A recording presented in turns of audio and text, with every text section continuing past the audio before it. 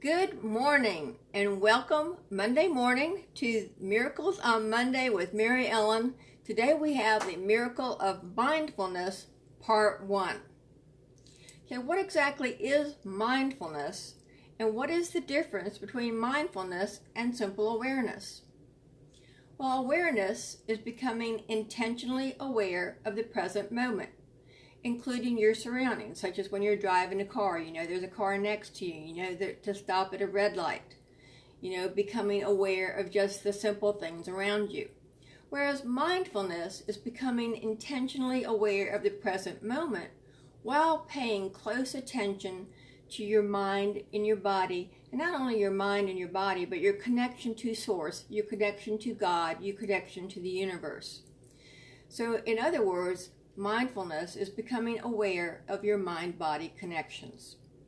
When I take yoga, a lot of times my yoga teacher will say, remember to be mindful. And what she's talking about is being mindful of inhaling and exhaling. Inhaling and exhaling. Now, how many of us go around our day being aware that we are inhaling and exhaling? I know if you're like me, I really don't unless I'm in the yoga class. So mindfulness requires you to be aware of your breathing. It requires you to simply observe your thoughts and your actions, pulling yourself out of the stressful picture. Whatever you're going through, simply observe it from the top. Let's say you're sitting in traffic, okay, and somebody cuts you off or does something rude, okay? Instead of reacting to that, respond, pull yourself out of the situation, take a deep breath, and say, and bless that driver because maybe he just saved you from getting into an accident. Mindfulness can be applied to anything and anywhere. For example, if you're standing in a checkout line, let's say it's Christmas time and everything's really hassle. Again, pull yourself out of the situation, simply observe the people around you, clearing your mind, and blessing the people around you. Now, in a moment, I'm going to give you 10 reasons why you should practice mindfulness and why you should practice it on your life journey. This is Mindfulness Part 1 because it's such a large topic, I couldn't fit it in to the time slot that I have. When I give you the 10 reasons why you should practice mindfulness, it's just like a doctor giving you a prescription or a pill.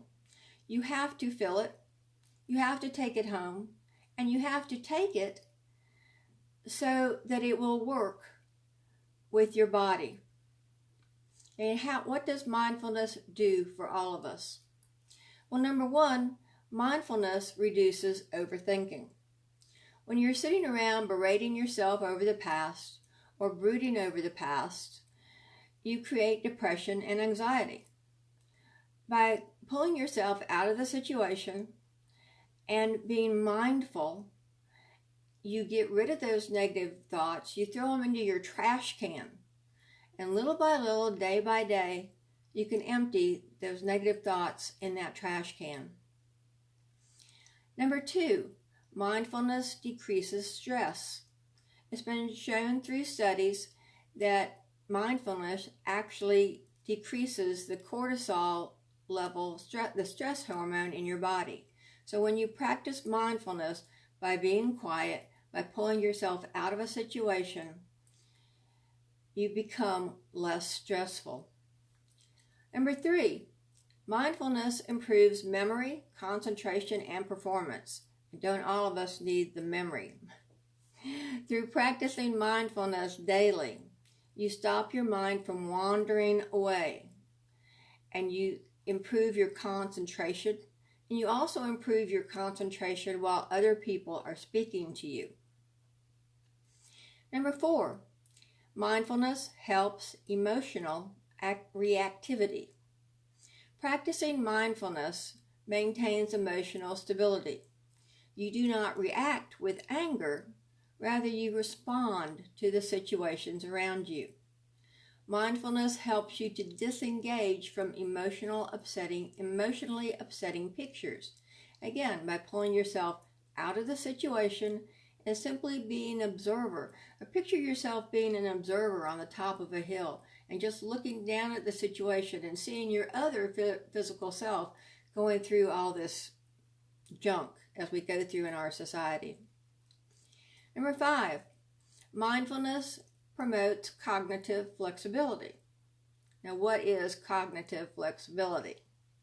It's the ability to change your thoughts in your brain, and quickly adapt from one situation to another. Again, responding rather than reacting. Number 6, mindfulness creates happy relationships. And because mindfulness reduces the stressors in you, and you become happier with you, you then become happier in your relationship. Number 7, mindfulness reduces anxiety. Mindfulness practices shrink the fear center of the brain. There was a name for this. I didn't write it down because I couldn't pronounce it. But mindfulness techniques also increase the prefrontal cortex, which is right in here, prefrontal cortex of your brain, promoting a calmer, steadier brain and a calmer, steadier you. Number 8, mindfulness improves sleep. Mindfulness meditation practices have been shown to increase relaxation. So before you go to bed, it might be a good idea to simply be mindful, inhale and exhale, allow all of the thoughts from the day to just go. Just like I said, put them in that trash can. And I heard Oprah say on a TV show one time, you shouldn't have a TV in your bedroom, which is true because so much, excuse me, of the negative emotions that we get come from the news or from a TV program. So you might want to pull your TV out of your bedroom. I know we have one in our bedroom. It's going to stay there. And we might turn it off and be mindful before we go to sleep. Number 9, mindfulness promotes mental health. Mindfulness induces positive structural changes in brain connectivity by boosting the efficiency of the brain itself. Just like when you practice positivity, you rewire the patterns in your brain. And number 10, mindfulness promotes pain relief. Mindfulness helps people notice pain without judgment. Now, I learned this a long time ago when I was dealing with a lot of pain with my MS.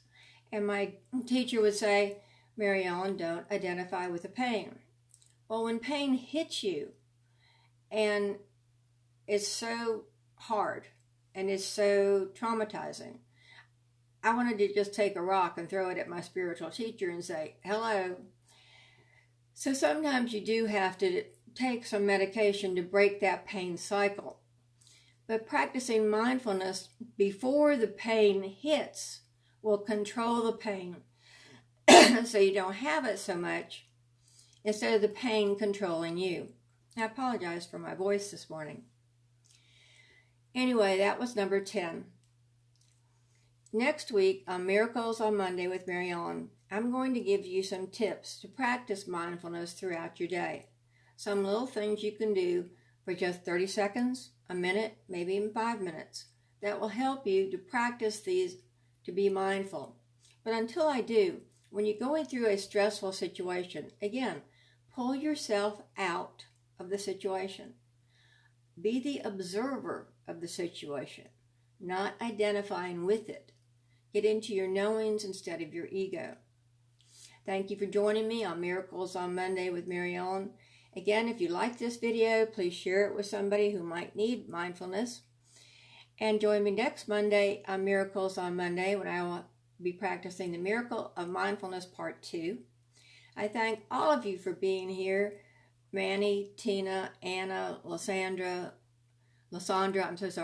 Pete, thank you so much. I appreciate all of you for being here.